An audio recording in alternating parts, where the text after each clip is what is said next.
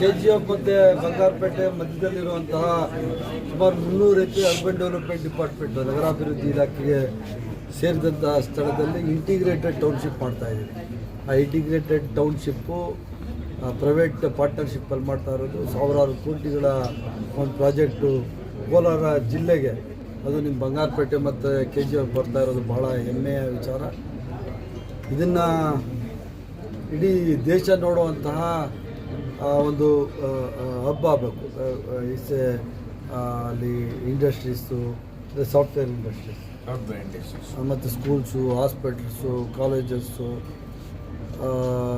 ಏನೋ ಹೇಳಿದಾರಮ್ಮ, ನಿಮ್ದೇನೇನು ಆಸೆಗಳೈತಲ್ಲ ನಿಮ್ಮಿಬ್ಬರದು, ಏನೇನು ಬೆಂಗಳೂರು ಸಿಟಿಲಿ ಸಿಗುವಂತಹ ಎಲ್ಲ ವ್ಯವಸ್ಥೆಗಳು ಆ ಜಾಗದಲ್ಲಿರ್ತವೆ. ಅಂತಹ ಒಂದು ಪ್ರಾಜೆಕ್ಟ್ಗೆ ಇವತ್ತು ಮುಖ್ಯಮಂತ್ರಿಗಳು ಒಪ್ಪಿಗೆ ಕೊಟ್ಟಿದ್ದಾರೆ.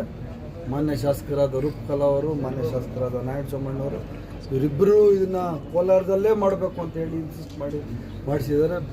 ಭಾಳಷ್ಟು ಕಡೆ ನಮ್ಮದು ಅರ್ಬನ್ ಡೆವಲಪ್ಮೆಂಟ್ ಜಾಗ ಇತ್ತು.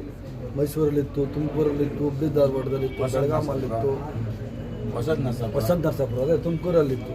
ಆದ್ರೂ ಎಲ್ಲ ಬಿಟ್ಟು ಕೋಲಾರ ಜಿಲ್ಲೆಗೆ ನಮ್ಮ ಕ್ಷೇತ್ರ, ಇಬ್ಬರು ಕ್ಷೇತ್ರದ ಮಧ್ಯದಲ್ಲಿರುವಂಥ ಜಾಗ ಮಾಡಲೇಬೇಕು ಅಂದಾಗ ನಾನು ಅವರೊಟ್ಟಿಗೆ ಸೇರಿ ಒಂದು ಮಹತ್ವಾಕಾಂಕ್ಷಿ ಯೋಜನೆಯನ್ನು ನಾವು ಇಲ್ಲಿ ಮಾಡ್ತಾ ಇರೋದು ಭಾಳ ಹೆಮ್ಮೆಯ ವಿಷಯ ಸರ್. ಮತ್ತು KC ವ್ಯಾಲಿ ನೀರು ಇನ್ನೂ ನಮಗೆ ನಿಗದಿಪಡಿಸಿರ್ತಕ್ಕಂಥ ಅಷ್ಟು ನೀರನ್ನು ಇದುವರೆಗೂ ಕೊಟ್ಟಿಲ್ಲ.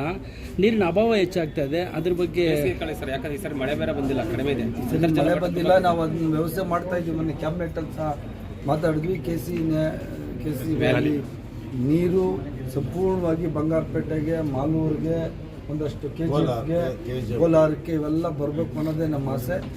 ಏನು ನಮ್ದು ಅಲಾಟ್ಮೆಂಟ್ ಇದೆ ಎಲ್ಲ ಅಲಾಟ್ಮೆಂಟು ಸರ್. ಮತ್ತೆ ಕಸ ವಿಲೇವಾರಿ ಯಾವುದೇ ಪ್ರಸ್ತಾಪ ನಮ್ಮ MLAಗಳಿಲ್ಲ. ಜನಪ್ರತಿನಿಧಿಗಳನ್ನ ಕೇಳ್ಕೊಂಡೆ ಅವ್ರ ಸಹಮತ ಇದ್ದ ಪಕ್ಷದಲ್ಲಿ ಮಾತ್ರನೇ ಮಾಡ್ತೀವಿ. ನೋ ಪೊಲಿಟಿಕ್ಸ್ ನಥಿಂಗ್ ಡೂಯಿಂಗ್ ಅಂತ